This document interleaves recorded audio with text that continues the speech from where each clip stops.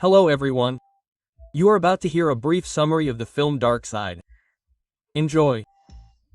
We see a nurse who has just finished her shift. She went to take a shower and put her things in a locker. Everything was as usual, but the woman did not have time to finish the procedure. An unknown person stabbed her in the neck and slit her throat. After quickly burying the victim, the killer entered a house at night and began quietly approaching the sleeping woman. The child is on me. You sure? Evan Call is a family man and a caring father. We go back in time 3 months. Evan is a school psychologist who often helps children who have been abused. However, no one wants to contact him. Some even send Evan. Chris is a different matter. He is a good student and loves his mother. However, he is afraid to go to college and leave her alone. What if his father comes back and harms her? Lauren hadn't given birth yet, but that night the woman raised the alarm and yelled at her husband to get ready. Evan was present at the birth. Watching their son being born, the serial killer thought about his victims. Evan's mother arrived at the hospital. Isn't it Lovely. Wash your hands. Oh. Marie recalls that when Evan was born, he was calm, didn't even squeak.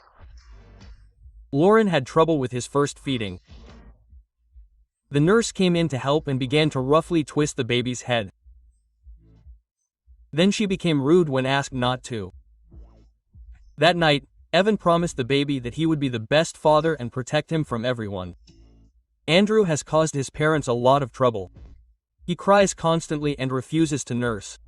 Evan has forgotten what it means to sleep soundly, and Lauren seems on the verge of depression. All sorts of bad thoughts are creeping into the serial killer's head. As a child, his father beat him up. Fortunately, his mother tried to protect him and was ready to rip her husband's stomach open if he continued to be violent.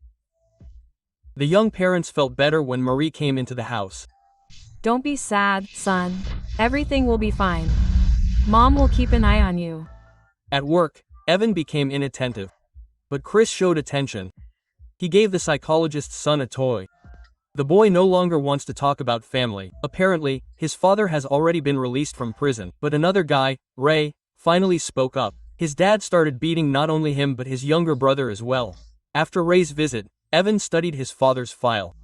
That night, he couldn't sleep. It was time to bring goodness and positivity into this world by getting rid of all the jerks. Lewis had just been kicked out of the bar where he was drinking. The man had trouble with his lighter. Luckily, a stranger decided to help him. The kind man even offered to give the drunk a ride home. In the car, the man started cursing at immigrants, saying it was time to give this country back to the whites. Evan noticed a Nazi tattoo on his arm. He gave Lewis a ride and handed him another bottle of alcohol. The alcoholic found refuge in a large apartment complex. Someone knows you're here. I've Lived here for a year and haven't seen a soul. Evan knocked Lewis out with a baton and tied him to a chair. When the man came to, he demanded that he be untied. Evan turned on the recorder and showed the bastard a photo of his son. What do you enjoy about beating up a defenseless child, your own flesh and blood? The maniac pulled out a knife and stabbed Lewis lightly. Each time, he asks his victims to confess, to admit why they did what they did. I didn't mean to hit the boys. You understand me, right? Well, of course, Lo. After delivering his signature blow to the neck, the maniac watched as Lewis died in slow motion. After burying the body, he returned to the warmth of his wife's bed. Things immediately improved for Ray when his tyrant father disappeared. Evan also started smiling, but his wife is worried about being a bad mother. The baby refuses to eat. And that rude nurse told her all sorts of things. Lauren doesn't want her mother-in-law hanging around with the baby at the tech. Evan ordered his mother to turn off the TV. The woman complied and kissed her son right on the lips. Trey's joy turned to worry. His father was certainly a monster, but he had never disappeared for so long. Finally, Kelly spoke up. The girl was being tormented by her uncle, but she didn't want to share the details. It's good that Evan has effective methods for helping teenagers. He grabbed Fred and demanded to know how he came up with the idea of doing this to his 15-year-old niece. Have you seen her? She may be 15, but she's no angel. Single quote. Yes, she wants this herself, the rapist defended himself. Red quickly lost it when he received the first knife stab to the stomach. Then the phone rang. Evan shoved the knife into Fred's mouth and replied, "My wife isn't feeling well." "Where's he been?" "The baby has a fever, so they're going to the hospital. I'm afraid we'll have to call it a day." Damn.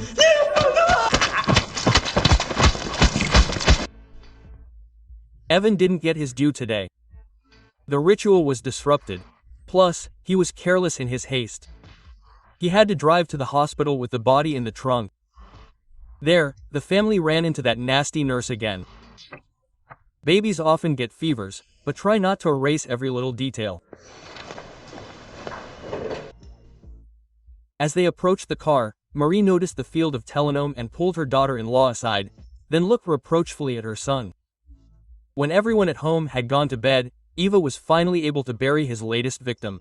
The maniac burned all the consumables in a barrel, as usual. At home, he took his son in his arms. Next time, your dad won't screw up. Happy dad, happy family. Evan can't concentrate on work again. He's nervous and constantly listens to the deathbed confessions of his victims. His wife is worried about his behavior. That evening, Evan received a worried call from Chris. He got into a fight with his father today, and the man broke the boy's face. "It's not your fault, Chris. Everything will be fine." Laura is unhappy. Maybe he'll take better care of his child instead of messing around with students outside of work. Chris missed the next meeting because of a phone call. The boy said that he and his dad had made peace and that the man had promised to quit drugs.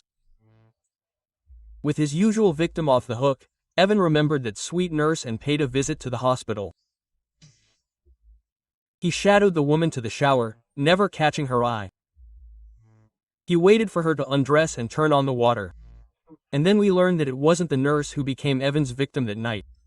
He had finally figured out Chris's father. A drug addict snuck into the hospital to steal pills, but Mary killed the nurse that night. She acts exactly like her son. She just disposed of the body differently. Evan sat Mark down on a chair. You told him you'd quit, but you lied. The man has no idea what's going on here. He wet his pants when the stranger asked him to tell him about Chris. Mark guessed that the person standing in front of him was his son's psychologist. Chris talks about him all the time. Mark got punched in the face and started confessing. He blamed everything on his addiction, which earned him another punch in the stomach. You like drugs and don't care about your son. Mark said he wanted his family back and asked for another chance, and then, with a hole in his stomach, he said he knew people like Evan. He'd seen monsters like that in prison. A man will never be a good father or husband because he doesn't know what love is. Sooner or later, they'll find out, and what will he do then? Evan did everything right today. That's exactly how his mother hid the body when, 25 years ago, little Evan dispatched his first victim. That man was his biological father. That night, Mary praised her son and promised to always protect him. The ritual hasn't changed since then. Today, my mother noticed a drop of blood on the cheval. I'm Glad you found time for yourself. Now Lauren can't sleep either. My husband keeps disappearing somewhere. They're definitely doing well. In the morning, Evan pulled his mother out from behind the TV again, especially since the news was showing a terrifying story.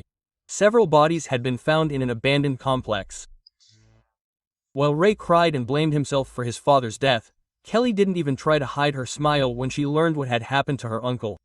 Chris wasn't happy either, because Dad had started to change. He might have recognized him. But don't you think this could bring you and Mom freedom? What kind of consolation is that? Before he died, Marco told her that his wife was supposed to receive an inheritance. And just then, the psychologist accidentally let it slip about this money. How did he know?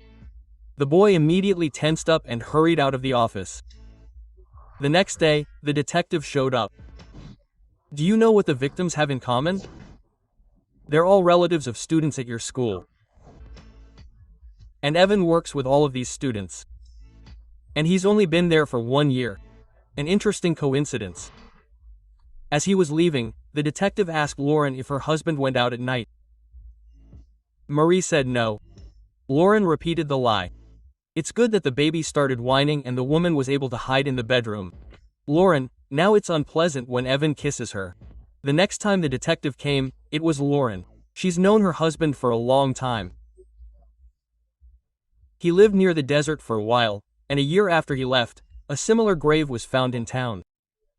Lauren is covering for her husband as best she can. He had to put up with her and a crying child after a hard day's work.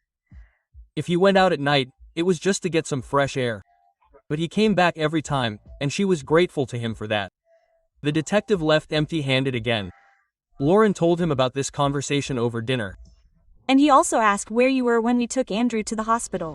What's wrong? You were at the hospital with us. I hope he doesn't bother you anymore. I hope so. The news reported on a nurse whose body was found on a gurney outside the morgue. Quote, "What a week," the anchor concluded. That night, an enraged Chris broke into the Cavansom home. He was sure the psychologist had killed his dad. The guy pulled out a gun and pointed it at Evan. When Chris saw the woman with the child, he lowered the gun a little, and Evan seized the opportunity. He hugged the guy and put the gun to his head. He started whispering that everything would be okay, but then he put the gun aside. Come on, I'll take you home. Don't touch me. This scene happened in front of his wife. That night, Evan got up to bottle feed their son, telling Andrew that sometimes life backs you into a corner, leaving you with no choice. Lauren listened to his monologue through a video nanny. She waited until her husband fell asleep and then ran to search his things. Soon she found DVDs with confessions from victims. Lauren understood everything and burst into tears. In the trash, she found an article about the murdered men. Marie distracted her from these terrible thoughts. She insisted that family is the most important thing and must be protected. Sometimes the price of such care can be high. It would be very bad if Andrew were left without his parents. After all, Lauren is an orphan herself. She didn't want that fate for her son. Lauren called her husband and asked him to babysit Andrew for a while. She supposedly wanted to unwind and go shopping. Evan agreed, realizing something was wrong. Lauren actually made another call asking for help. Evan hopes his wife won't turn him in. She needs her family. Evan himself went after Chris, because he's his biggest problem, besides Lauren. Lauren is also heading somewhere in her car. The couple arrived at the same crime scene. Only Lauren was a little earlier. She arranged to meet Chris specifically. Quote, "Yes, that was my husband," Lauren said. She put the gun in his hand and pulled the trigger. The murder happened in front of Evan. Lauren left the gun in Chris's hands and wrote a suicide note on Facebook in his name. Supposedly, it was he who killed all the men and buried them in this area. A detective arrived and reported that the case was closed, although he himself, of course, doesn't believe this version. pancakes.